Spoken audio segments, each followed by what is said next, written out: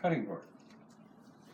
My wife, one of her clubs is having a auction.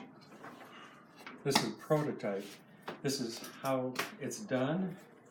And I'm only showing you this because you might someday be interested in it. Are you on your way? Nice outside. Oh. This is the one for the auction.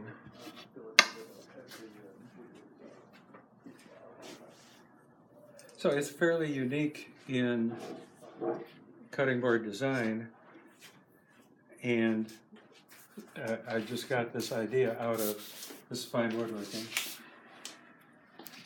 But you make the blank, and then you have you lay out your profile that You have a template That's similar to the hangers. yeah, and route it. and Bandsaw. and, decide. This is the template I made. This template makes all these different things by just where you put it. If you flip it over, turn it around, move it back and forth. The catch is you have to route out exactly the width of the piece that you're going to put back in, or your major lines don't line up again, and or it will fit together exact. You'll have gaps in it if you don't. Exactly. So these are laminates, very thin pieces. Did you cut those or did you buy that laminate? I cut them. You can make them here. Yeah, Okay. you cut them down, run through the belt sander, get them down to the thickness that you need them to be. You have to Depending tape them on, onto something else so that they come up high enough, right? yeah, you put them on a sled. So, Warren, would you like to describe the woods you've used in doing this? Sure. The basic is maple and black walnut. I got really fancy and wasted money. This is lacewood. The It's waste. yeah, and it doesn't Where's look the like, lace again? Really? Exactly. So if you look at it from the side, Yeah. so that's lace. The really dark is wangi. Tricky to work with, very brittle. Get a lot of splinters out of it, but it's very dark. It's cheaper than ebony. And when you put your glue on it, it absorbs into the wood and it will not break apart when you put it in. Correct. It softens. Yeah. Yeah. So then what you do, in a nutshell, is you figure out what your laminate, the thickness of it is, and it should come out to the thickness of one of the router bits. So this one, I think we have a half, maybe 3/8, 5/16, and 1/4 inch. I made the laminate to fit the router bit. Then you lay this down, put in that size bit, and route it down 1/4, 3/8 of an inch in the main board. So then you've got a groove. Then you go to the bandsaw and cut in that groove. So then you got two pieces that don't quite match. Then you use a pattern bit, which has the bearing on it, run along that side on the router table. So take both sides off. Now you've got two pieces, and those two will not quite match up until you put the laminate in. So then you glue, squeeze it all together, and you do them one at a time.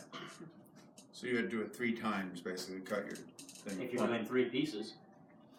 If you're doing 3 pieces in. ribbons. Yeah. Oh, no, I'm looking at his. Yes. Yes, 3 ribbons. There was 3 different times. So you get back together and you have one stripe.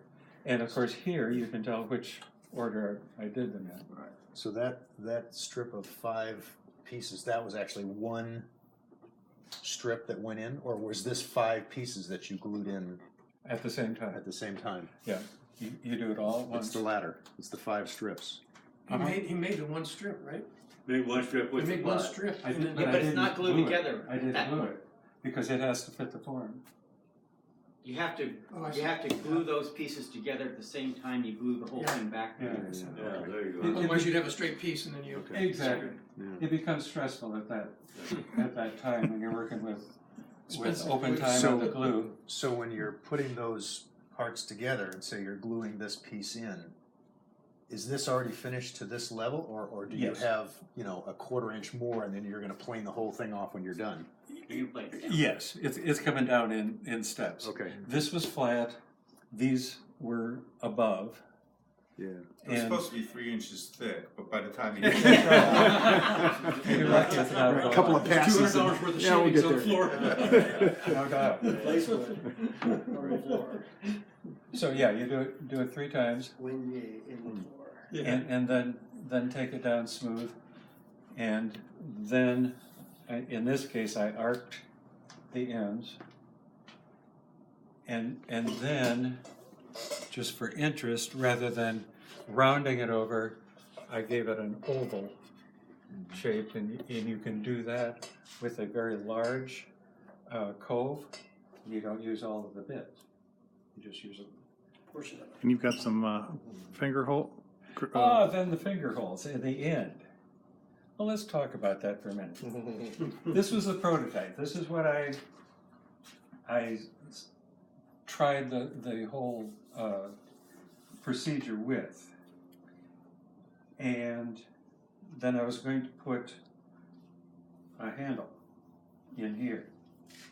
And I was working on putting that handle in, and the router bit caught and took the corner out. So then I went into mid-course design correction.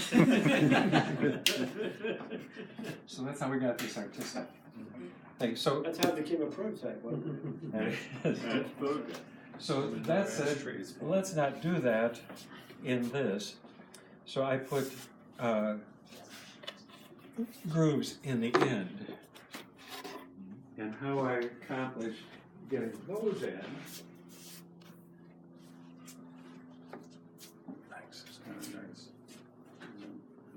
I built a jig. I love building jigs. But this is a jig, and the bottom of it is this arc. And then there's a hole in the bottom, and what's the name of the bit? It's a cove bit. No. It's an outside round, yes? It's not a cove. That does this. It's like a ball? Uh, It's just round? No. Semi-spherical. So those two. That's a code bit. Yeah. No, it's not. Okay. Okay. Convex concave, that's convex. Concave would be an OG, wouldn't it? Nice not having to reach under it to try to pick it up. It's a cool bit. No, because a It's a cove dome. bit Yeah. stops halfway up. This goes over. So this does Whatever that. it's called, that's what it is.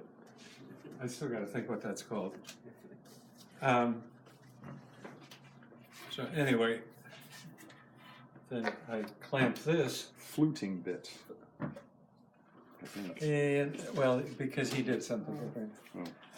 So I clamp this to the fence, Oh, it's not halfway. put that up through there, made this the width that I wanted. That additional,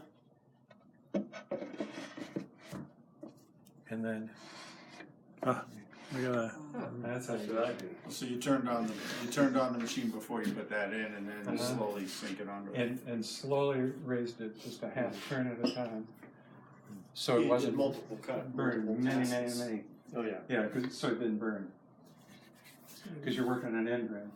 Did you think of that yourself, or did you find that in a book? That part I thought of myself. Good job. very nice. Clever. So So now we have to make cutting boards that size. That's right. That's right. Can you make us a different size Well, you jig? can put a Warren? block in it. You could. Yeah. I want one for a turkey. I'm making one over there for the club. The club wants a cutting board for their barbecues out there, so we, the shop, are making it for them. For the outdoor barbecue? Yeah. Do they stay out?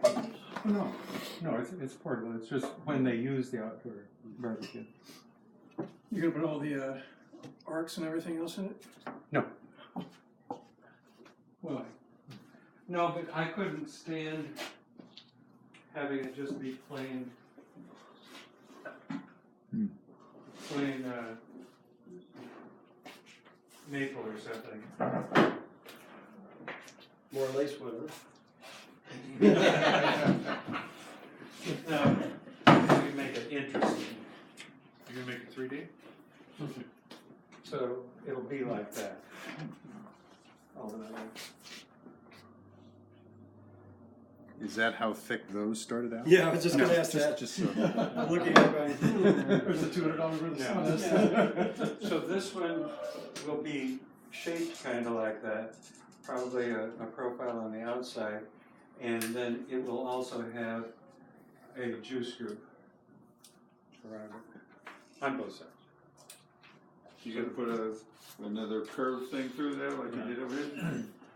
Notice the thickness of that. Yeah, that's where you started. Yeah, that's what we're talking about. How the dollars would be on the, going into. So that's that. It's like, let me, One other thing to show you. I haven't bought wood in a long time. How much does that much wood cost? Or, I mean, how much is the wood for something like this? Expensive. That one Or this one? I $50. $50, yeah. Yeah. All right, so the last thing I'm going to show you. So can I ask you another question? When you're going to glue these pieces together and you're getting the laminate in here, how are you controlling this thing so it doesn't do one of these Oh, things? I'm glad you asked. Holes. Another jig. Oh, you should have Another jig. Oh, yeah. Yeah, this keeps it square. you put wax paper down there? Hmm? You put wax paper on the bottom? Yeah, you put wax paper on the bottom. When you're putting these in, you also have to block up these two because your want them to protrude. insert is going to protrude below. Yeah. You want them to. Wax paper over it. The base will keep it flat. You squeeze it this way and put a caul which has to bridge this piece that's sticking up. Clamp it down and keeps it flat. Okay? Cool. Changing directions. You get 2 demos for the price of 1. Thanks.